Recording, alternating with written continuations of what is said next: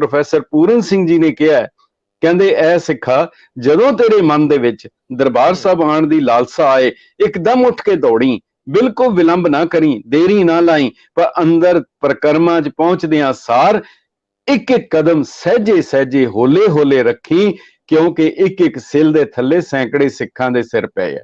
ये कोई अतकथनी नहीं है, ये बिल्कुल जिहड़ी है ये सही गल है। पर उस तो बाद फिर उस तो बाद जिहड़ियां भी हुकूमतां आईयां उन्हां दी कोशिश रही, भावें कोई हुकूमत आ जाए शुरू तो लैके मुगलों की होए, दुरानिया की होए, अफगानिया की होए, रंगड़ा की होए, अंग्रेज़ों की होए, कांग्रेस की होए, या बाद साडी अपनी भी हुकूमत होए, हर किसी की कोशिश होंदी है कि दरबार साहब के उत्ते कब्जा जिहड़ा है ये किसी दूजे कोल नहीं जाना चाहिए। श्री अकाल तख्त साहब का जथेदार अकाल तख्त साहब एक अथॉरिटी है। हिंदुस्तान विच वसण वाला सिख वो दो अथॉरिटीज दे थल्ले है। एक constitution of India the authority है, दूजी अकाल तख्त दे हुक्मनामे दी अथॉरिटी है। ये दो अथॉरिटीज दे विच है, ड्यूअलिटी है। होर किसे धर्म नूं ये चीज नहीं है। मुसलमानां नूं, हिंदुआं नूं, जैनियां नूं, बौद्धियां नूं किसे नूं ये मसला नहीं है। सानू जरूर है जे किधरे कोई ऐसा हुक्मनामा आंदा है जिहड़ा कि भारत दे संविधान दे या भारत सरकार दे आदेश के विपरीत होंदा है, वो फिर एक टकराव वाली और बनता रहा। सिंह साहब जसदार रणजीत सिंह दे वेले होया, जथेदार अजनोआ साहब वेले भी होया। स्वागत, मैं हरजिंदर सिंह रंधावा, तुस देख रहे हो पंजाब टैलीविजन और मेरे नाल उगे सिख विद्वान सरदार गुरचरणजीत सिंह लांबा। गल करन लगे हां दरबार साहब दी। मैं विषय वल देखदा है ते अपनी औकात वल देखदा।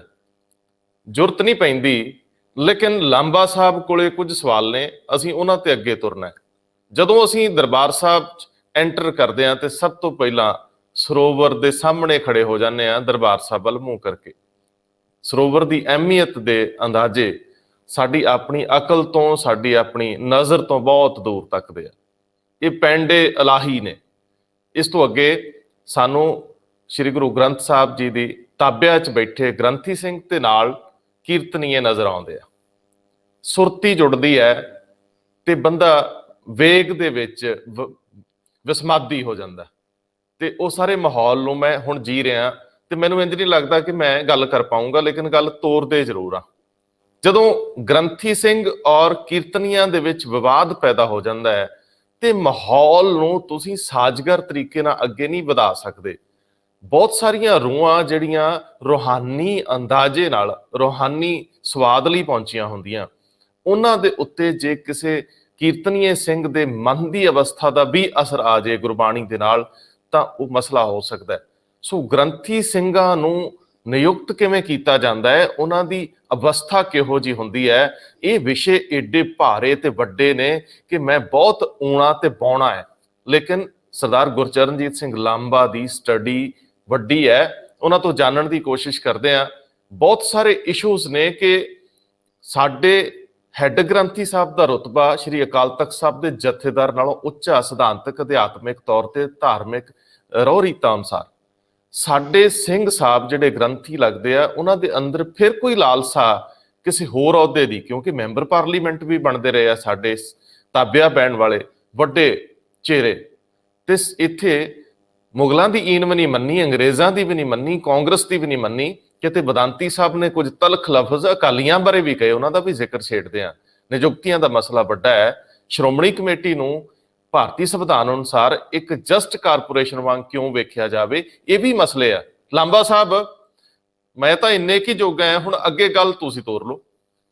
बहुत बहुत धन्यवाद रंधावा साहब ते तुहाडे राहीं पंजाब तो बहुत दूर बैठे श्री ਅੰਮ੍ਰਿਤਸਰ जी दे इशनान की लालसा करदियां होया सारी संगत नूं नतमस्तक हुंदियां वाहिगुरू जी का खालसा वाहिगुरू जी की फतेह।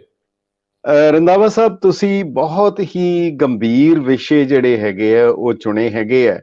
दरअसल जिहड़ा सचखंड श्री हरमंदर साहब या अमृत सरोवर जिहड़ा हैगा, तुसी एक देखो कि एक हिस्टोरिकली जिहड़ा जिक्र आंदा है, पूरा पंजाब रावी तो लैके ते ब्यास दे विचकार बिल्कुल पद्धरा सपाट मैदानी इलाका है। ਔਰ ਇਹ ਜਿਹੜਾ ਹੈਗਾ ਇਹ ਸਥਾਨ ਕਹਿੰਦੇ ਹੈ ਪੁਰਾਤਨ ਸਮੇਂ ਦੇ ਵਿੱਚ ਇੱਕ ਜੰਗਲ ਸੀਗਾ, ਘਣਾ ਜੰਗਲ ਸੀ। ਜੰਗਲ ਦੇ ਵਿਚਕਾਰ ਇੱਕ ਨੀਵੀਂ ਜਗ੍ਹਾ ਸੀ, ਟੋਭਾ ਸੀ ਕਾਫੀ ਨੀਵਾਂ, ਔਰ ਉਸ ਨੀਵੀਂ ਜਗ੍ਹਾ ਦੇ ਵਿਚਕਾਰ ਇੱਕ ਤਲਾਬ ਸੀਗਾ। ਤਲਾਬ ਦੇ ਵਿਚਕਾਰ ਇੱਕ ਆਈਲੈਂਡ ਸੀਗਾ, ਇੱਕ ਟਾਪੂ ਸੀਗਾ। ਔਰ ਉਸ ਜਗ੍ਹਾ ਦੇ ਉੱਤੇ ਸਾਹਿਬ ਸ੍ਰੀ ਗੁਰੂ ਨਾਨਕ ਦੇਵ ਜੀ ਮਹਾਰਾਜ ਦੇ ਆਉਣ ਦਾ ਜ਼ਿਕਰ ਆਉਂਦਾ ਹੈ। ਔਰ ਜਦੋਂ ਆਏ ਤੇ ਪਿੰਡ ਵਾਲੇ ਉੱਥੇ ਕੜਾਹ ਪ੍ਰਸ਼ਾਦ ਲੈ ਕੇ ਆਏ ਤਾਂ ਉੱਥੇ ਜ਼ਿਕਰ ਆਉਂਦਾ ਹੈ ਕਿ ਮਰਦਾਨਾ ਜੀ ਨੇ ਕਿਹਾ ਕਿ ਬਾਬਾ ਇਹ ਤਾਂ ਅੰਮ੍ਰਿਤ ਵਰਗਾ ਹੈ, ਤੇ ਹਜ਼ੂਰ ਨੇ ਕਿਹਾ ਕਿ ਇੱਥੇ ਅੰਮ੍ਰਿਤ ਹੀ ਵਰਤੇਗਾ। ਸਾਹਿਬ ਸ੍ਰੀ ਗੁਰੂ ਨਾਨਕ ਦੇਵ ਜੀ ਮਹਾਰਾਜ ਨੇ ਗੁਰੂ ਅੰਗਦ ਦੇਵ ਜੀ ਦੀ ਡਿਊਟੀ ਲਗਾਈ। ਗੁਰੂ ਅਮਰਦਾਸ ਜੀ ਨੇ ਇਹਨੂੰ ਸਰੋਵਰ ਨੂੰ ਬਣਾਉਣਾ ਸ਼ੁਰੂ ਕੀਤਾ। ਗੁਰੂ ਰਾਮਦਾਸ ਜੀ ਨੇ ਤਾਲ ਬਣਾਇਆ ਔਰ ਉਹਦੇ ਬਾਅਦ ਸ਼ਹਿਰ ਵਸਾਇਆ। ਔਰ ਗੁਰੂ ਅਰਜਨ ਦੇਵ ਜੀ ਮਹਾਰਾਜ ਨੇ ਸਾਈਂ ਮੀਆਂ ਮੀਰ ਜੀ ਨੂੰ ਲਿਆ ਕੇ ਇੱਕ ਦੂਜੇ ਮਜ਼ਹਬ ਦੇ ਉਹਨਾਂ ਦੇ ਕੋਲੋਂ ਅੰਮ੍ਰਿਤਸਰ ਦਰਬਾਰ ਸਾਹਿਬ ਦੀ ਨੀਂਹ ਰਖਵਾਈ। ਤਾਂ ਹੀ ਕਰਕੇ ਕਿਸੇ ਨੇ ਕਿਹਾ, कहता है कि हरमंदर की बुनियाद की ईंट दे रही है गवाही कि कभी अहले मजाहब में थी दोस्ती मुस्कुराई। ये कितनी वड्डी चीज है, एक ऐसा स्थान होए और इस स्थान दे बनन तो बाद इदी वजह करके जिथे हरमंदर साहब दरअसल कहा जा सकता है दरबार साहब एक सुनहरी जिल्द है, गुरु ग्रंथ साहब दी एक सुनहरी जिल्द है। और गुरु साहब ने गुरु अर्जन देव जी महाराज ने खुद बाबा बुड्ढा जी की चोण की ग्रंथी के तौर के उत्ते। और जदों उन्होंने चोण की उहदे बाद ताबिया उन्होंने बाबा बुड्ढा जी नूं बिठाया, आप वो एक पासे होके बैठे ताकि किधरे भुलेखा संगत नूं ना पै जाए। गुरु ग्रंथ साहब की महत्ता नूं उन्होंने उजागर किया। ये सारा कुछ करके पर उस वेले दी हुकूमत ने भी ये कहा दरबार साहब बारे। जहांगीर ने अपनी तुज़के जहांगीरी च लिखिया ये दुकानें बातल है, झूठ की दुकान है। और गुरु अर्जन देव जी नूं शहीद कर दिता गया जी। इतना ही नहीं, फिर गुरु साहब दे वेले गुरु गोबिंद सिंह साहब तो बाद जिहड़े दूजे इत्थे ग्रंथी बने, वो जिहड़े ग्रंथी बने भाई मनी सिंह जी, उन्हां दा बंद कट के शहीद कर दिता गया। दरअसल ये एक ऐसी थां है जिहदे बारे प्रोफैसर पूरन सिंह जी ने कहा है, कहंदे ऐ सिखा जदों तेरे मन दे विच दरबार साहब आण दी लालसा आए एकदम उठ के दौड़ी, बिल्कुल विलंब ना करी, देरी ना लाई, पर अंदर परकरमा च पहुंचदियां सार एक एक कदम सहजे सहजे होले होले रखी, क्योंकि एक एक सिल दे थल्ले सैकड़े सिखां दे सिर पे है। ये कोई अतकथनी नहीं है, ये बिल्कुल जिहड़ी है ये सही गल है। पर उस तो बाद फिर उस तो बाद जिहड़ियां भी हुकूमतां आईयां उन्हां दी कोशिश रही, भावें कोई हुकूमत आ जाए शुरू तो लैके मुगलों दी होए, दुरानियां दी होए, अफगानियां दी होए, रंगड़ां दी होए, अंग्रेज़ां दी होए, कांग्रेस दी होए या बाद साडी अपनी भी हुकूमत होए, हर किसी दी कोशिश हुंदी है कि दरबार साहब दे उत्ते कब्जा जिहड़ा है ये किसी दूजे कोल नहीं जाना चाहिए, क्योंकि ये गंमी ताकत है। हुण ये ताकत कैसी है, मैं एक एनेक्डोट दसना चाहांगा। हरिराम गुप्ता ने बड़ा शानदार एनेक्डोट लिखा है कि जकरिया खान दा बाप सीगा अब्दुल समद खान जिहड़ा पंजाब दा गवर्नर सीगा, और उसदा वजीर सीगा, उहदा नाम सी असरारे समदी। उसने किताब लिखी है असरारे समदी, और उहदे च एक जिक्र करदा है, कहंदा मैं हैरान हां सिखां दे उत्ते, कहंदा भुख नाल इन्हां दे सिर जिहड़ा है वो ढिड नाल जा लगा है, टुर नहीं सकदे, खड़े नहीं हो सकदे। कहंदा मैं खुद वेख्या, ये हुण अतकथनी नहीं है, एक दुश्मन लिख रहा है और किताब है पंजाबी यूनिवर्सिटी ने छापी है, असरारे समदी किताब का नाम है। वो कहंदा है कि मैं खुद देखिया सिखां नूं जमीन तो मिट्टी खुरच के इदां खांदे जिवें गुड़ खा रहे होण। असीं उस कौम दे वारिस हां, किस लई? और उहदे बाद जकरिया खान ने अपने दरबार दे विच भंड बुलाए, भंड बुला के कहन लगा मैनू कुछ दसो। उत्थे दो भंड सीगे, उन्होंने कहा बादशाह, वो कहंदा दूजे नूं देख कमाल दी गल है, जमीन सुक्की हुंदी है, बिल्कुल पधरी हुंदी है, कुछ भी नहीं हुंदा, अचानक तेज बारिश हुंदी है। कहंदा बारिश हुंदी है, पानी, हवा और जमीन मिट्टी ये जदों रलदी है अचानक डड्डू निकल आंदे है, पता नहीं कित्थों निकलदे है, कीड़े मकोड़े आ जांदे है, ਜਿਹੜੇ ਭੰਬਟ आ जाते हैं, उड्डण वाले आ जाते हैं। कहते कित्थों पैदा हो जाते हैं? मैं तो हैरान हाँ कि कित्थों पैदा हो जाते हैं। वो कहता है ये तो छड्ड, ये तो तू कोई गल भी नहीं कर रहा, पर तू ये देख कि कुछ भी नहीं हुंदा, ਅਸੀਂ ਰੋਜ਼ ਸ਼ਿਕਾਰ ਕਰਦੇ ਹਾਂ ਸਿੱਖਾਂ ਦਾ, ਅਸੀਂ ਐਲਾਨ ਕਰ ਚੁੱਕੇ ਹਾਂ ਸਿੱਖ ਖਤਮ ਹੋ ਗਏ ਆ, ਪਰ ਦੇਖ ਤੂੰ ਇਹ ਲੰਬੇ ਵਾਲਾਂ ਵਾਲੇ, ਭੈੜੀਆਂ ਸ਼ਕਲਾਂ ਵਾਲੇ, ਵੱਡੇ ਵੱਡੇ ਹੱਡ ਪੈਰ ਵਾਲੇ, ਇਹ ਅਚਾਨਕ ਕਿੱਥੋਂ ਪ੍ਰਗਟ ਹੋ ਜਾਂਦੇ ਆ। ਉਹ ਕਹਿਣ ਲੱਗਾ ਤੈਨੂੰ ਨਹੀਂ ਪਤਾ, ਇਹਨਾਂ ਦਾ ਇੱਕ ਅੰਮ੍ਰਿਤਸਰ ਹੈਗਾ, ਉੱਥੇ ਜਾਂਦੇ ਆ, ਉੱਥੇ ਖਾਕ ਬਾਦ ਆਤਿਸ਼ੋ ਆਪ ਕੋ ਰਲਾਓ ਹੈ, ਉੱਥੇ ਜੋਤ ਵੀ ਜਲਦੀ ਹੈ, ਉੱਥੇ ਖਾਕ ਵੀ ਹੈ, ਮਿੱਟੀ ਵੀ ਹੈ, ਉੱਥੇ ਹਵਾ ਵੀ ਹੈ, ਔਰ ਉੱਥੇ ਪਾਣੀ ਵੀ ਹੈ। ਕਹਿੰਦੇ ਇਹ ਜਦੋਂ ਰਲਦੇ ਆ ਇਹ ਸਿੱਖ ਪੈਦਾ ਹੋ ਜਾਂਦੇ ਆ। ਇਹ ਹੈ ਅੰਮ੍ਰਿਤਸਰ ਸਰੋਵਰ। ਇਹ ਮੁਗਲਾਂ ਨੂੰ ਵੀ, हुकूमतां नूं समझ आ गया, ताइयों किया कि मुर्शद इनका वली भी हो है, इनको आप हयात दे है, गजब असर तिसका हम देखा, बुज़दिल होवत शेर बसेखा, कान ना काहूं की ये राखत शहनशाह खुद ही को पाकत, और सबन को जीव 84 मानत आप ताही अविनाशी। ये सिख उत्थों प्रगट हो जाती है। इस करके गुरु अर्जन देव जी वेले सिखां दी भगतमाला विच जिक्र है, कुछ सिख गुरु अर्जन देव जी दे कोल आए, ये भगतमाला लिखी भाई मनी सिंह जी ने है, लिखवाई साहिब श्री गुरु गोबिंद सिंह जी ने है। 11वीं वार का टीका है, ਉਹਦੇ ਚ ਇੱਕ ਵਾਰਤਾ ਲਿਖੀ ਹੈ ਗੁਰੂ ਅਰਜਨ ਦੇਵ ਜੀ ਦੀ ਕਿ ਕੁਝ ਸਿੱਖ ਆਏ, ਕਹਿਣ ਲੱਗੇ ਸਾਨੂੰ ਪੰਡਤ ਬੜਾ ਤੰਗ ਕਰਦੇ ਆ ਕਿ ਤੁਸੀਂ ਐਡੀ ਵੱਡੀ ਗੰਗਾ ਛੱਡ ਕੇ ਤੇ ਇੱਥੇ ਛੱਪੜ ਚਨਾਣ ਜਾਂਦੇ ਹੋ। ਨਾਦਰ ਦੇ ਵੇਲੇ ਵੀ ਗਵਰਨਰ ਨੇ ਕਿਹਾ ਸੀ ਆਪਣੇ ਗੁਰ ਗੰਗਾ ਆਦਿਕ ਤੀਰਥ ਨਹੀਂ ਜਾਵੇਂ, ਆਪਣੇ ਗੁਰ ਕੀ ਛੱਪੜੀ ਨਾਵੇਂ। ਕਹਿੰਦੇ ਇਹ ਛੱਪੜ ਚਨਾਣ ਆਉਂਦੇ ਆ। ਉਹ ਗੁਰੂ ਅਰਜਨ ਦੇਵ ਜੀ ਨੂੰ ਕਹਿੰਦੇ ਅਸੀਂ ਕੀ ਜਵਾਬ ਦਈਏ, ਪੰਡਤ ਨੂੰ ਕੀ ਕਵਾਂਗੇ। ਤੇ ਹਜ਼ੂਰ ਨੇ ਜਵਾਬ ਦਿੱਤਾ ਸੀ, ਜਿਹੜਾ ਭਗਤਮਾਲਾ ਚ ਲਿਖਿਆ ਗੁਰੂ ਗੋਬਿੰਦ ਸਿੰਘ ਸਾਹਿਬ ਨੇ ਜਵਾਬ ਦਿੱਤਾ। ਉਹ ਕਹਿੰਦੇ ਹੈ ਇਸ ਸਰੋਵਰ ਦੀ ਕੋਈ ਮਹੱਤਤਾ ਨਹੀਂ ਹੈ, ਬਿਲਕੁਲ ਕੋਈ ਕੀਮਤ ਨਹੀਂ ਹੈ, ਪਰ ਇੱਕ ਗੱਲ ਯਾਦ ਰੱਖਣਾ, ਇਹਦੇ ਵਿਚਕਾਰ ਜਿਹੜਾ 24 ਘੰਟੇ ਨਿਰੰਤਰ ਕੀਰਤਨ ਹੋ ਰਿਹਾ, ਕੇਵਲ ਕੀਰਤਨ ਹੋ ਰਿਹਾ, ਕੋਈ ਕੁਛ ਨਹੀਂ, ਕੋਈ ਭਾਸ਼ਣ ਨਹੀਂ, ਕੁਛ ਨਹੀਂ ਹੋ ਰਿਹਾ, ਉਹਦੇ ਨਾਲ ਇਹ ਪਾਣੀ ਜਿਹੜਾ ਅੰਮ੍ਰਿਤ ਬਣ ਜਾਂਦਾ ਹੈ। ਇਹ ਅੰਮ੍ਰਿਤ ਸਰੋਵਰ ਹੈ, ਇਹ ਅੰਮ੍ਰਿਤ ਦਾ ਸਰ ਹੈ। ਫਿਰ ਗੁਰੂ ਸਾਹਿਬ ਹੱਸ ਕੇ ਕਹਿਣ ਲੱਗੇ ਤੁਸੀਂ ਗੰਗਾ ਜਾ ਕੇ ਕੀ ਕਰੋਗੇ, ਉਹ ਤਾਂ ਭੱਜੀ ਜਾ ਰਹੀ ਹੈ, ਸਮੁੰਦਰ ਡੁੱਬਣ ਨੂੰ ਤੁਹਾਨੂੰ ਵੀ ਲਿਜਾ ਕੇ ਡੋਬੇਗੀ। ਸੋ ਇਹ ਅੰਮ੍ਰਿਤਸਰ ਸਰੋਵਰ ਦੀ ਮਹੱਤਤਾ ਜਿਹੜੀ ਸੀਗੀ, ਇਸ ਨੂੰ ਸਿੱਖ ਇਤਿਹਾਸ ਦੇ ਵਿੱਚੋਂ ਵੱਖ ਕਰਨ ਲਈ ਦੁਸ਼ਮਣਾਂ ਨੇ ਕੋਸ਼ਿਸ਼ ਕੀਤੀ, ਬਾਕੀਆਂ ਨੇ ਕੀਤੀ, ਆਪਣਿਆਂ ਨੇ ਵੀ ਘੱਟ ਨਹੀਂ ਕੀਤੀ। ਸਾਡੇ ਵੀ ਕਈ ਜ਼ਿਆਦਾ ਐਸੇ ਵਿਦਵਾਨ ਪੈਦਾ ਹੋਏ ਜਿਨ੍ਹਾਂ ਨੇ ਲਿਖ ਦਿੱਤਾ। ਇੱਕ ਕਰਤਾਰ ਸਿੰਘ ਬਾੜੀ ਮਿਸ਼ਨਰੀ ਸੀਗਾ, ਉਸਨੇ ਲਿਖ ਦਿੱਤਾ, ਕਹਿੰਦਾ ਜੀ ਕਿ ਮੈਨੂੰ ਇੱਕ ਪੁੱਛਣ ਲੱਗਾ, ਕਹਿੰਦਾ ਜੇ ਜਿਹੜੇ ਗੰਗਾ ਦੀ ਜਾਂ ਹਰਿਦੁਆਰ ਦੀ ਜਾਂ ਹੋਰ ਕਿਸੇ ਉੱਥੇ ਤੀਰਥਾਂ ਦੀ ਅਗਰ ਨਹੀਂ ਇਸ਼ਨਾਨ ਦੀ ਮਹੱਤਤਾ ਤੇ ਦਰਬਾਰ ਸਾਹਿਬ ਸਰੋਵਰ ਦੀ ਕੀ ਹੈ। ਕਹਿੰਦੇ ਮੈਂ ਕਿਹਾ ਵਾਕਈ ਤੇਰੀ ਗੱਲ ਠੀਕ ਹੈ, ਮੇਰੇ ਕੋਲ ਕੋਈ ਜਵਾਬ ਨਹੀਂ ਸੀ, ਪਰ ਇੱਕ ਗੱਲ ਯਾਦ ਰੱਖਣਾ, ਉਹ ਜਿਹੜੇ ਸਥਾਨ ਹੈ ਉੱਥੇ ਘਾਟ ਹੈ, ਵੱਖ-ਵੱਖ ਜਾਤੀਆਂ ਦੇ, ਬਰਾਦਰੀਆਂ ਦੇ, ਉਹਨਾਂ ਦੇ ਘਾਟ ਹੈ, ਮਗਰ ਉੱਥੇ ਜਦੋਂ ਜਾ ਕੇ ਇਸ਼ਨਾਨ ਕਰੇਗਾ ਉਹਦੀ ਜਾਤ ਪਾਤ ਦੀ ਉਹ ਜਿਹੜੀ ਹੈ ਹੋਰ ਵਧੇਗਾ, ਉਹਦੇ 'ਚ ਵਾਧਾ ਹੋਏਗਾ। ਇੱਥੇ ਕਿਸੇ ਕਿਸਮ ਦਾ ਕੋਈ ਵਿਤਕਰਾ ਨਹੀਂ, ਕੋਈ ਆ ਜਾਏ, ਕਿਸੇ ਮਜ਼ਹਬ ਦਾ ਆ ਜਾਏ, ਕਿਸੇ ਜ਼ਾਤ ਦਾ ਆ ਜਾਏ, ਇੱਥੇ ਸੰਗਤ ਹੈ, ਪੰਗਤ ਹੈ, ਇਸ਼ਨਾਨ ਹੈ। ਤਾਈਓ ਕਰਕੇ ਬੁੱਲੇ ਸ਼ਾਹ ਨੇ ਕਿਹਾ ਸੀ ਇੱਟ ਖੜੱਕਾ ਦੁੱਕੜ ਵੱਜੇ ਨਾਲੇ ਤੱਪੇ ਚੁੱਲਾ, ਇੰਨੀ ਗੱਲੀ ਸਾਹਿਬ ਰਾਜ਼ੀ ਇੰਨੀ ਗੱਲੀ ਬੁੱਲਾ। ਸੋ ਇਹ ਸੱਚਖੰਡ ਸ੍ਰੀ ਹਰਮੰਦਰ ਸਾਹਿਬ ਦੀ।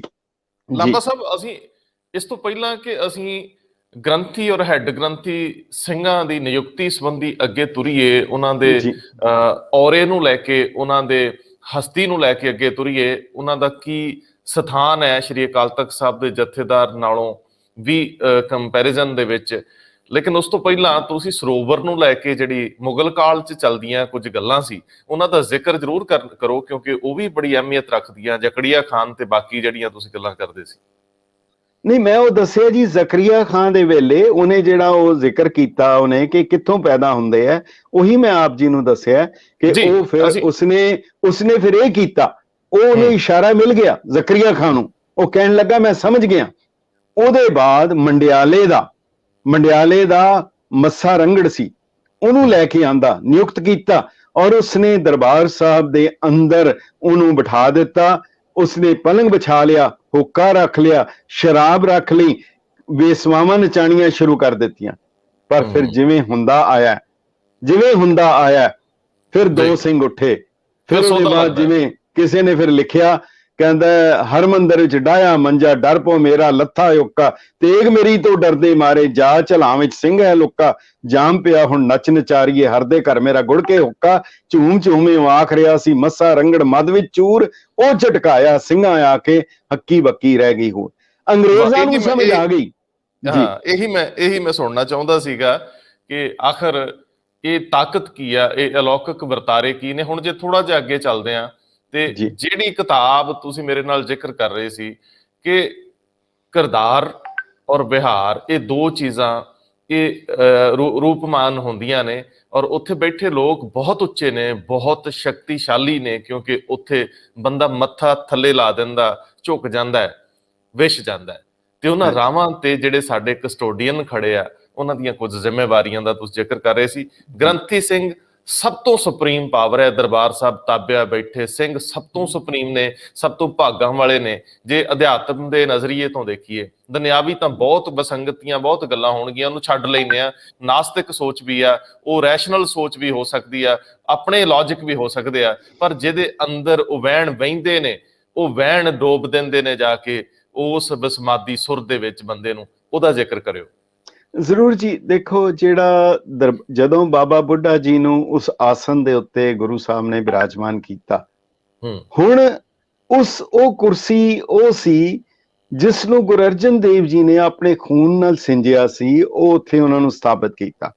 ਹੁਣ ਆਮ ਤੌਰ ਦੇ ਉੱਤੇ ਬਾਬਾ ਬੁੱਢਾ ਜੀ ਦੇ ਬਾਰੇ ਮੈਂ ਜ਼ਰੂਰ ਜ਼ਿਕਰ ਕਰਨਾ ਚਾਹਾਂਗਾ, ਕਿਉਂਕਿ ਪਹਿਲੇ ਗ੍ਰੰਥੀ ਹੈ ਜਿਨ੍ਹਾਂ ਨੂੰ ਗੁਰੂ ਸਾਹਿਬ ਨੇ ਸਥਾਪਿਤ ਕੀਤਾ।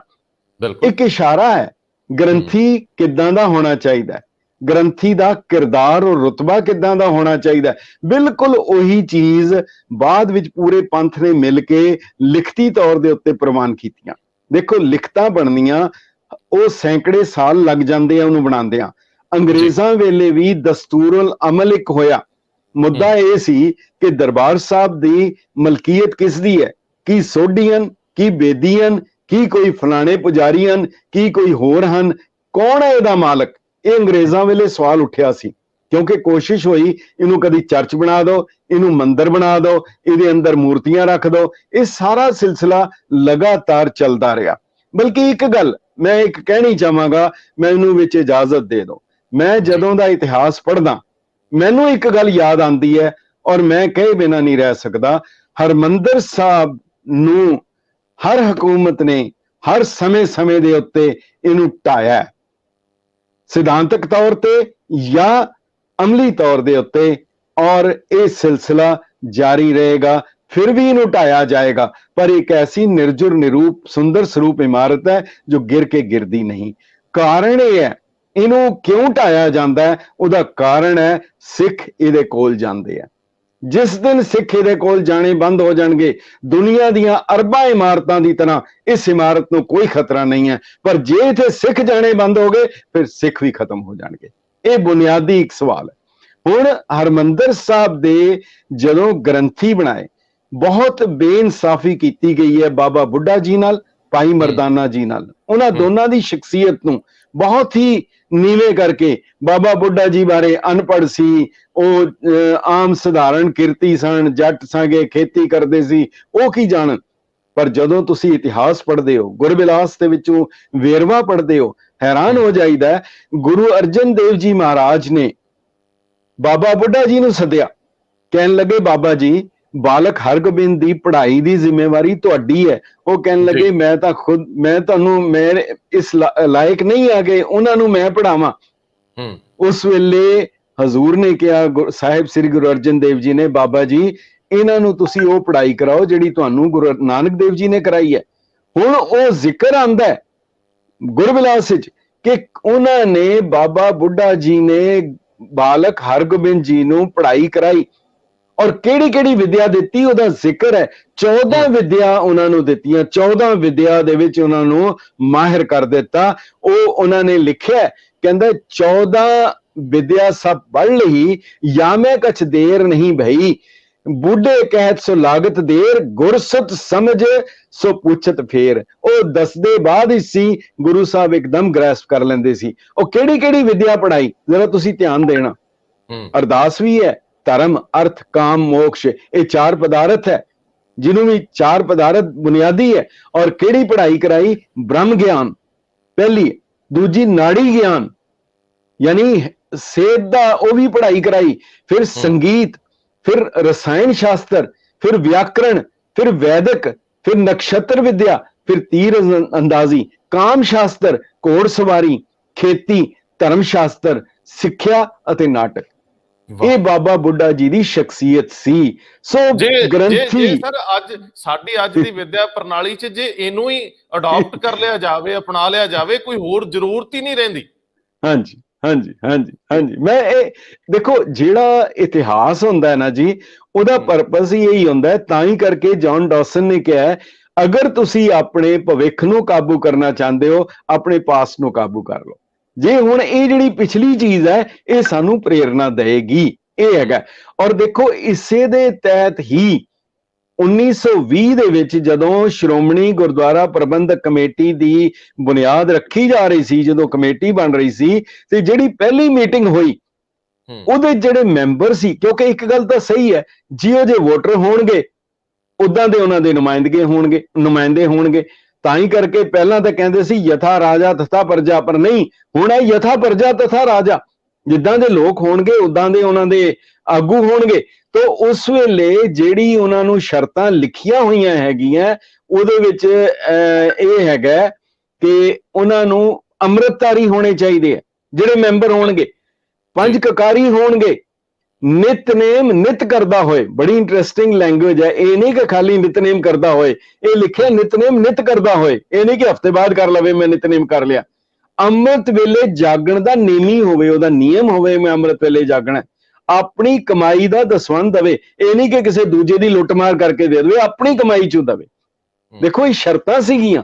ਉਹ ਬੰਦੇ, ਸਾਡੇ ਬਜ਼ੁਰਗ ਬਹੁਤ ਸਿਆਣੇ ਸੀਗੇ, ਉਹਨਾਂ ਦੀ ਸਿੱਖੀ, ਉਹਨਾਂ ਦੀ ਸਮਝ ਜਿਹੜੀ ਸੀਗੀ ਉਹ ਬਹੁਤ ਡੂੰਘੀ ਸੀਗੀ। ਇਸ ਕਰਕੇ ਉਹਨਾਂ ਨੇ ਜਦੋਂ ਫਿਰ ਨਿਯਮ ਬਣਾਏ, ਦਸਤੂਰਲ ਅਮਲ ਬਣਾਇਆ, ਲਿਖਿਆ ਕਿ ਕਿਵੇਂ ਇਹਦਾ ਹੋਏਗਾ। ਜਿਵੇਂ ਮੈਂ ਜ਼ਿਕਰ ਕਰ ਰਿਹਾ ਸੀ ਕਿ ਹਰਮੰਦਰ ਸਾਹਿਬ ਦਾ ਮਾਲਕ ਕੌਣ ਹੈ, ਇਹਦੀ ਮਲਕੀਅਤ ਕਿਹਦੀ ਹੈ, ਤਾਂ ਕਾਫੀ ਸੋਚ ਵਿਚਾਰ ਦੇ ਬਾਅਦ ਜਿਹਦੇ ਤੇ ਸਰਕਾਰ ਦੀ ਮੋਹਰ ਲੱਗੀ, ਕਮਿਸ਼ਨਰ ਨੇ ਮੋਹਰ ਲਗਾਈ, ਉਹਦੇ ਤੇ ਲਿਖਿਆ ਕਿ ਕੋਈ ਸੋਢੀ ਬੇਦੀ ਇਹਦੇ ਮਾਲਕ ਨਹੀਂ ਹੈ, ਕੋਈ ਪੁਜਾਰੀ ਇਹਦਾ ਮਾਲਕ ਨਹੀਂ ਹੈ, ਕੋਈ ਗ੍ਰੰਥੀ ਇਹਦਾ ਮਾਲਕ ਨਹੀਂ ਹੈ। ਇਹ ਆਪਣੀ ਉਜਰਤ ਲੈ ਸਕਦੇ ਹੈ, ਮਿਹਨਤਾਨਾ ਲੈ ਸਕਦੇ ਹੈ। ਫਿਰ ਇਹਦਾ ਮਾਲਕ ਕੌਣ ਹੈ? ਉਹਦੇ 'ਚ ਲਿਖਿਆ ਹਰਮੰਦਰ ਸਾਹਿਬ ਦਾ ਮਾਲਕ ਗੁਰੂ ਰਾਮਦਾਸ ਜੀ ਹੈ, ਤੇ ਗੁਰੂ ਰਾਮਦਾਸ ਦਾ ਵਾਰਿਸ ਸਮੁੱਚਾ ਖਾਲਸਾ ਪੰਥ ਹੈ। ਇਹ ਮਾਮੂਲੀ ਚੀਜ਼ ਨਹੀਂ ਹੈਗੀ। ਮਲਕੀਅਤ ਖਾਲਸਾ ਪੰਥ ਦੀ ਹੈ। ਉਸ ਮਲਕੀਅਤ ਨੂੰ ਤੁਸੀਂ ਲਾਗੂ ਕਿੱਦਾਂ ਕਰਨਾ ਹੈ, ਅਮਲ ਵਿੱਚ ਕਿੱਦਾਂ ਲੈ ਕੇ ਆਣਾ ਹੈ, ਇਸ ਦੀ ਮਲਕੀਅਤ ਕਿਸੇ ਇੱਕ ਪੋਲੀਟੀਕਲ ਪਾਰਟੀ ਦੀ, ਕਿਸੇ ਇੱਕ ਲੀਡਰ ਦੀ, ਕਿਸੇ ਗਰੁੱਪ ਦੀ, ਕਿਸੇ ਧੜੇ ਦੀ, ਕਿਸੇ ਜਥੇਬੰਦੀ ਦੀ ਨਹੀਂ ਹੈਗੀ। ਇਹ ਸਮੁੱਚਾ ਪੰਥ ਹੈ, ਸਰਬਉੱਚ ਜਿਹੜਾ ਖਾਲਸਾ ਹੈ। ਔਰ ਉਹ ਖਾਲਸਾ ਕੇਵਲ ਇੱਕ ਖਿੱਤੇ ਦੇ ਵਿੱਚ ਨਹੀਂ ਹੈ, ਉਹ ਸਾਰੇ ਸੰਸਾਰ ਦੇ ਵਿੱਚ ਵਿਚਰ ਰਿਹਾ।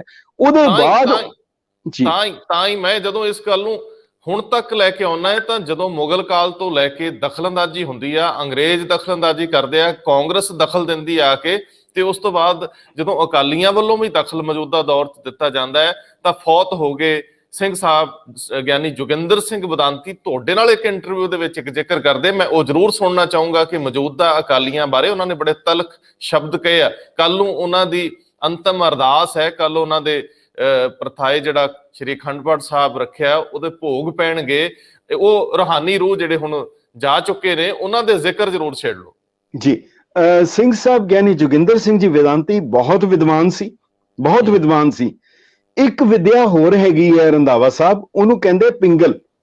ਅੱਛਾ, ਪਿੰਗਲ ਜਿਹੜੀ ਪੋਇਟਰੀ ਹੈ, ਜਿਹੜੀ ਨਜ਼ਮ ਹੈ, ਜਿਹੜੀ ਕਾਵ ਹੈ, ਇਹਦੀਆਂ ਜਿਹੜੇ ਬਕਾਇਦਾ ਸਹੀ ਦੀ ਬਕਾਇਦਾ ਮਾਤਰਾ ਹੁੰਦੀਆਂ, ਅੱਖਰ ਹੁੰਦੇ, ਲਫ਼ਜ਼ ਹੁੰਦੇ, ਗਿਣਤੀ ਹੁੰਦੀ ਹੈ।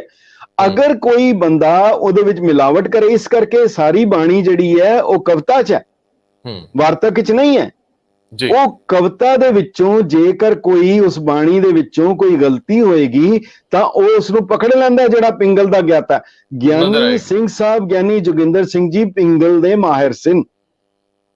ਅਗਰ ਬਾਣੀ ਦਾ ਕੋਈ ਗਲਤ ਪਾਠ ਕਰ ਰਿਹਾ ਉਹ ਸਮਝ ਜਾਂਦੇ ਸੀ ਔਰ ਟੋਕ ਦਿੰਦੇ ਸੀ ਕਿ ਇੱਥੇ ਲਫ਼ਜ਼ ਇਸ ਤਰ੍ਹਾਂ ਨਹੀਂ, ਇਸ ਤਰ੍ਹਾਂ ਹੋਏਗਾ। ਇਹ ਇੱਕ ਬੜੀ ਵੱਡੀ ਉਹਨਾਂ ਦੇ ਵਾਹਿਗੁਰੂ ਦੀ ਉਹਨਾਂ ਨੂੰ ਦਾਤ ਸੀਗੀ। ਲੇਕਿਨ ਜਿਹੜੀ ਗੱਲ ਤੁਹਾਡੇ ਨਾਲ ਉਹਨਾਂ ਕੀਤੀ, ਮੈਂ ਉਸੇ ਤੇ ਆ ਰਿਹਾ ਜੀ। ਹਾਂਜੀ, ਮੈਂ ਉਸ ਦਾ, ਪਰ ਉਹਦੇ ਨਾਲ ਹੀ ਉਹ ਸਹਿਜ ਸੁਭਾਅ ਬੜੀ ਗੱਲ ਕਰ ਜਾਂਦੇ ਸੀ। ਉਹਨਾਂ ਦੇ ਕੋਲ ਬੈਠਿਆਂ ਇੰਟਰਵਿਊ ਲੈਂਦਿਆਂ, ਔਰ ਜਿਹੜਾ ਰਿਕਾਰਡਡ ਸੀਗਾ, ਰਿਕਾਰਡਡ ਇੰਟਰਵਿਊ ਸੀਗਾ, ਉਹਨਾਂ ਨੇ ਇਹ ਕਲੀਅਰ ਕਿਹਾ, ਸਪਸ਼ਟ ਤੌਰ ਦੇ ਉੱਤੇ ਕਿਹਾ ਕਿ ਜੇਕਰ ਸ਼੍ਰੋਮਣੀ ਅਕਾਲੀ ਦਲ ਜੇਕਰ ਹੁਣ ਧਰਮ ਨਿਰਪੱਖ ਪਾਰਟੀ ਹੋ ਗਈ ਹੈ, ਇਹਦਾ ਧਰਮ ਨਾਲ ਵਾਸਤਾ ਨਹੀਂ ਰਿਹਾ, ਪੰਜਾਬੀ ਪਾਰਟੀ ਬਣ ਚੁੱਕੀ ਹੈ, ਤਾਂ ਫਿਰ ਇਹਨੂੰ ਅਕਾਲੀ ਲਫ਼ਜ਼ ਨਹੀਂ ਲਿਖਣਾ ਚਾਹੀਦਾ। ਕੁਦਰਤੀ ਤੌਰ ਦੇ ਉੱਤੇ ਜਦੋਂ ਇੱਕ ਲਫ਼ਜ਼ ਐਸਾ ਸੀ ਔਰ ਟ੍ਰਿਬਿਊਨ ਦੇ ਵਿੱਚ ਛਪ ਗਿਆ, ਜਦੋਂ ਆ ਗਿਆ, ਉਹ ਸਾਰੇ ਧੜੇ ਭਾਵੇਂ ਕੁਝ ਵੀ ਹੋਣ, ਉਹ ਜੀ ਅਸੀਂ ਸਿੰਘ ਸਾਹਿਬ ਦੇ ਨਾਲ ਆ, ਅਸੀਂ ਇਹਨਾਂ ਦੀ ਸਪੋਰਟ ਕਰਦੇ ਆ, ਅਸੀਂ ਇਹਨਾਂ ਨੂੰ ਕਰਦੇ ਆ। ਤੋ ਉਹ ਫਿਰ ਇਹ ਉਹਨਾਂ ਦੀ ਜਿਹੜੀ ਸਟੇਟਮੈਂਟ ਸੀਗੀ, ਇਹ ਇੱਕ ਬਹੁਤ ਅਹਿਮ ਸੀ, ਪਰ ਉਹ ਜਿਵੇਂ ਹੁੰਦਾ ਉਹ ਹੌਲੇ ਹੌਲੇ ਡਿਫਿਊਜ਼ ਕਰਤੀ ਗਈ। ਹੋਰ ਮਸਲੇ ਆਉਂਦੇ ਆ, ਉਹ ਸ਼ੁਰੂ ਹੋ ਜਾਣ ਤੇ ਉਹ ਫਿਰ ਪਿਛਲੀ ਜਿਹੜੀ ਹੈ ਪੁਲ ਪਲਾ ਜਾਂਦਾ। ਲਾਂਬਾ ਸਾਹਿਬ, ਹੁਣ ਕਿਉਂਕਿ ਅਸੀਂ ਆਖਰੀ ਮਰਹਲੇ 'ਚ ਖੜੇ ਆ, ਜਿਹੜਾ ਮਰਹਲਾ ਹੈ ਕਿ ਸ਼੍ਰੀ ਦਰਬਾਰ ਸਾਹਿਬ ਦੇ ਗ੍ਰੰਥੀਆਂ ਦੀ ਜਾਂ ਮੁੱਖ ਗ੍ਰੰਥੀ ਸਾਹਿਬ ਦੀ ਨਿਯੁਕਤੀ ਨੂੰ ਲੈ ਕੇ ਉਹਨਾਂ ਦਾ ਸਾਰਾ ਵੀ ਉਹ ਕਿਵੇਂ ਦੇ ਹੋਣ, ਨਿਯੁਕਤੀ ਤੋਂ ਪਹਿਲਾਂ ਦੀ ਪ੍ਰਕਿਰਿਆ, ਔਰ ਕਿਵੇਂ ਲੋਕਾਂ ਤੋਂ ਇਹ ਮੰਗ ਕੀਤੀ ਜਾਵੇ ਕਿ ਜੇਕਰ ਤੁਸੀਂ ਇਸ ਕੱਦ ਦੇ ਹੋ, ਇਸ ਕਿਰਦਾਰ ਦੇ ਹੋ, ਤੇ ਇਹ ਜਗ੍ਹਾ ਤੁਹਾਡੇ ਲਈ ਹੈ, ਤੁਸੀਂ ਇੱਥੇ ਸੇਵਾਵਾਂ ਦੇ ਸਕਦੇ ਹੋ। ਮੈਨੂੰ ਉਹ ਪ੍ਰਕਿਰਿਆ ਦੱਸੋ। ਇਹਦੇ ਵਿੱਚ ਜੇ ਇੰਨੀ ਮਹਾਨ ਤੇ ਉੱਚੀ ਜਗ੍ਹਾ, ਇਹਦੇ ਵਿੱਚ ਦਖਲਅੰਦਾਜ਼ੀਆਂ ਕਿਉਂ ਹੋਣ? ਇੱਥੇ ਮੇਰੇ ਤੁਹਾਡੇ ਵਰਗੇ ਕੋਈ ਵੀ ਸ਼ਖਸੀ ਰੂਪ ਦੇ ਵਿੱਚ ਦਖਲ ਕਿਉਂ ਦੇਣ? ਦੁਨਿਆਵੀ ਤੌਰ ਤੇ ਭਾਵੇਂ ਕਿੰਨੇ ਵੀ ਸਮਰੱਥ ਹੋਣ ਪ੍ਰਬੰਧ ਦੇ ਵਿੱਚ, ਜ਼ਿਕਰ ਕਰਿਓ ਜ਼ਰਾ। ਜੀ ਬਿਲਕੁਲ, ਬੇਨਤੀ ਹੈਗੀ ਹੈ ਕਿ ਦੇਖੋ, ਕਿਸੇ ਵੀ ਚੀਜ਼ ਨੂੰ ਸੁਚਾਰੂ ਰੂਪ ਵਿੱਚ ਚਲਾਉਣ ਲੱਗਿਆਂ ਸਭ ਤੋਂ ਪਹਿਲੀ ਗੱਲ ਹੁੰਦੀ ਹੈ ਉਹਨੂੰ ਲਿਖਤੀ ਤੌਰ ਦੇ ਉੱਤੇ ਲਿਆਂਦਾ ਜਾਏ। ਜਿਵੇਂ ਮੈਂ ਜ਼ਿਕਰ ਕੀਤਾ ਦਸਤੂਰੁਲ ਅਮਲ ਹੈ ਜਾਂ ਜਿਹੜੀਆਂ ਹੋਰ ਪੁਰਾਤਨ ਇਤਿਹਾਸ ਹੈ। ਹਰਮੰਦਰ ਸਾਹਿਬ ਦੇ ਗ੍ਰੰਥੀ ਦੀ ਨਿਯੁਕਤੀ ਬਹੁਤ ਵੱਡਾ ਹਾਇਰਾਰਕੀ ਦੇ ਵਿੱਚ ਹਰਮੰਦਰ ਸਾਹਿਬ ਦੇ ਗ੍ਰੰਥੀ ਦਾ ਰੁਤਬਾ ਸ੍ਰੀ ਅਕਾਲ ਤਖਤ ਸਾਹਿਬ ਨਾਲੋਂ, ਜਥੇਦਾਰ ਨਾਲੋਂ ਵੀ ਉੱਤੇ ਹੈ। ਇਹਦੇ ਵਿੱਚ ਕੋਈ ਦੁਬਿਧਾ ਨਹੀਂ ਹੈਗੀ, ਇਹ ਉਹਨਾਂ ਦਾ ਰੁਤਬਾ ਉੱਤੇ ਹੈ। ਪਰ ਪ੍ਰੈਕਟੀਕਲੀ ਹੋਇਆ ਇਦਾਂ ਹੈਗਾ ਕਿ ਇਹ ਸ਼ਾਇਦ ਰਿਵਰਸ ਹੋ ਗਿਆ। ਹਰਮੰਦਰ ਸਾਹਿਬ ਦੇ ਹੈੱਡ ਗ੍ਰੰਥੀ ਬਾਅਦ ਵਿੱਚ ਜਥੇਦਾਰ ਬਣਦੇ ਰਹੇ ਹੈਗੇ। ਸਹੂਲਤਾਂ ਥੋੜੀਆਂ ਵੱਧ ਹੋਣਗੀਆਂ, ਸਹੂਲਤਾਂ, ਰੁਤਬਾ, ਪਾਵਰ, ਕਿਉਂਕਿ ਸ੍ਰੀ ਅਕਾਲ ਤਖਤ ਸਾਹਿਬ ਦੀ, ਮੈਂ ਲਾਂਭੇ ਨਾ ਜਾਵਾਂ, ਸਿਰਫ ਅੱਧੇ ਮਿੰਟ ਵਿੱਚ, ਸ੍ਰੀ ਅਕਾਲ ਤਖਤ ਸਾਹਿਬ ਦਾ ਜਥੇਦਾਰ, ਅਕਾਲ ਤਖਤ ਸਾਹਿਬ ਇੱਕ ਅਥਾਰਟੀ ਹੈ। ਹਿੰਦੁਸਤਾਨ ਵਿੱਚ ਵਸਣ ਵਾਲਾ ਸਿੱਖ ਉਹ ਦੋ ਅਥਾਰਟੀਜ਼ ਦੇ ਥੱਲੇ ਹੈ। ਇੱਕ constitution of India the authority ਹੈ, ਦੂਜੀ ਅਕਾਲ ਤਖਤ ਦੇ ਹੁਕਮਨਾਮੇ ਦੀ ਅਥਾਰਟੀ ਹੈ। ਇਹ ਦੋ ਅਥਾਰਟੀਜ਼ ਦੇ ਵਿੱਚ ਹੈ, ਡਿਊਐਲਿਟੀ ਹੈ।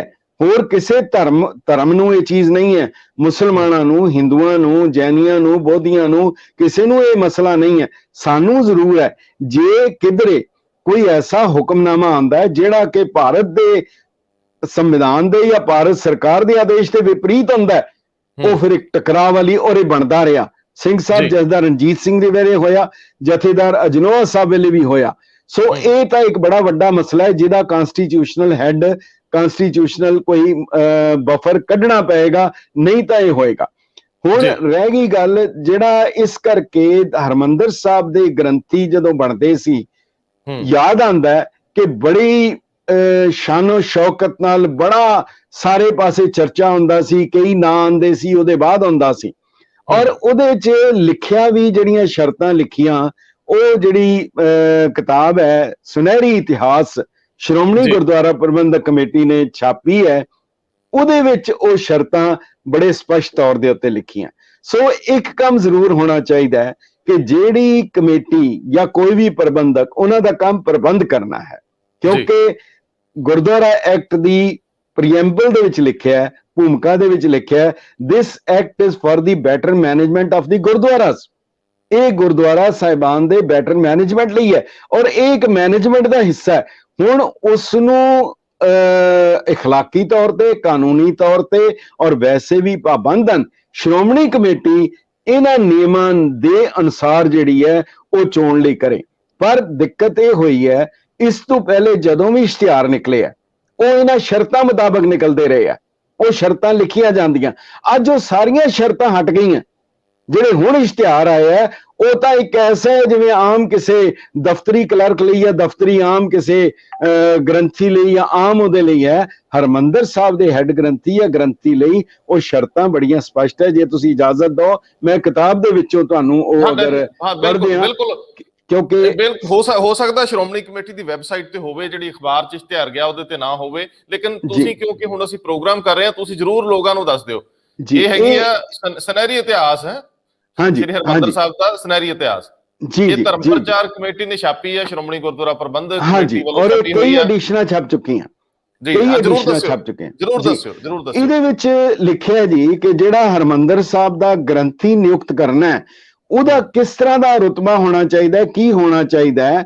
ਉਹ ਲਿਖਿਆ ਹੈ ਕਿ ਸਿੱਖ ਧਰਮ ਦੇ ਧਾਰਮਿਕ ਇਤਿਹਾਸਕਾਰ ਸਾਹਿਤ ਸ੍ਰੀ ਗੁਰੂ ਗ੍ਰੰਥ ਸਾਹਿਬ, ਸ੍ਰੀ ਦਸਮ ਗ੍ਰੰਥ ਸਾਹਿਬ, ਭਾਈ ਗੁਰਦਾਸ ਜੀ ਤੇ ਭਾਈ ਨੰਦ ਲਾਲ ਜੀ ਦੀਆਂ ਰਚਨਾਵਾਂ, ਸ੍ਰੀ ਗੁਰੂ ਨਾਨਕ ਪ੍ਰਕਾਸ਼, ਸ੍ਰੀ ਗੁਰੂ ਪ੍ਰਤਾਪ ਸੂਰਜ ਗ੍ਰੰਥ, ਸ੍ਰੀ ਗੁਰੂ ਪੰਥ ਪ੍ਰਕਾਸ਼ ਪ੍ਰਾਚੀਨ ਤੇ ਨਵੀਨ, ਸ੍ਰੀ ਗੁਰਬਿਲਾਸ ਪਾਤਸ਼ਾਹੀ 6ਵੀਂ ਤੇ ਪਾਤਸ਼ਾਹੀ 10ਵੀਂ, ਜਨਮ ਸਾਖੀਆਂ, ਤਾਰੀਖ ਗੁਰੂ ਖਾਲਸਾ ਤੇ ਹੋਰ ਗੁਰਮਤ ਵਿਆਖਿਆਕਾਰਾਂ ਦੇ ਸਾਹਿਤ ਤੋਂ ਭਲੀ ਪ੍ਰਕਾਰ ਜਾਣੂ ਹੋਵੇ। ਇਹ ਸ਼ਰਤ ਸੀ ਕਿ ਮੁੱਢਲੇ ਤੌਰ ਤੇ ਗੁਰੂ ਗ੍ਰੰਥ ਸਾਹਿਬ, ਦਸਮ ਗ੍ਰੰਥ ਸਾਹਿਬ, ਗੁਰਬਿਲਾਸ, ਸੂਰਜ ਪ੍ਰਕਾਸ਼ ਇਹਨਾਂ ਦੀ ਵਿਆਖਿਆ ਕਰ ਸਕਦਾ ਹੈ, ਜਾਣਕਾਰ ਹੋਏ।